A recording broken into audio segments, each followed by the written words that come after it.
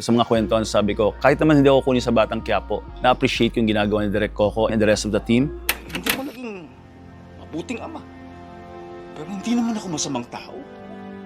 Ang gagaling kasi ng mga artista dito. I have so many memorable scenes with my daughter, si Ponggay. And then, yung first scene ko with Direk Coco is another thing. Intense kasi yung eksena na yun. And that's the first time na makikita ko siya ulit as director and actor for so many years. Well, for one, I think dinala ako sa next level na disiplina as an actor. Kasi alam naman natin this is a top-rated show. May mga expectation.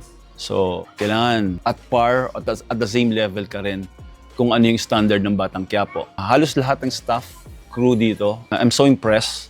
Kasi being a top-rated show, I'm sure isa sa mga reason is alam ng mga staff and crew yung ginagawa ng bawat isa. I think isa sa mga discovery ko dito is hindi lang dapat trabaho, kundi yung passion. Mararamdaman na passionate yung mga tao dito habang ginagawa nila yung trabaho nila. Sa mga kwentuhan, sabi ko, kahit naman hindi ako kunin sa Batang Quiapo, na-appreciate yung ginagawa ni Direk Coco and the rest of the team. Hindi man nila ako kunin, pero directly affected din ako. Imagine kung walang Batang Quiapo. The more na nabibigyan ng trabaho yung mga taga-industriya, the more na lumuluwag, the more na nagkakaroon ng maraming opportunity rin, yung kahit na hindi cast ng Batang Quiapo. So para sa akin, it's one thing na talagang na-appreciate ko.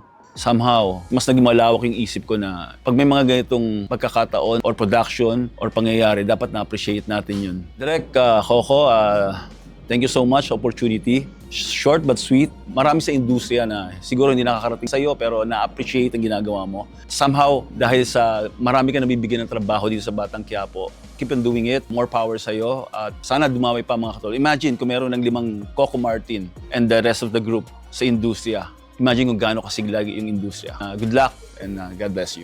Sa mga loyal viewers, followers ng Batang Quiapo, patuloy niyo pong suportahan.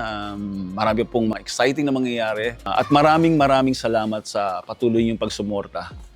Sana hindi lang sa Batang Quiapo, kundi sa buong industriya ng pelikulang Pilipino. I'm Richard Kwan, ang Mauro Garcia ng Batang Quiapo. Now, signing off.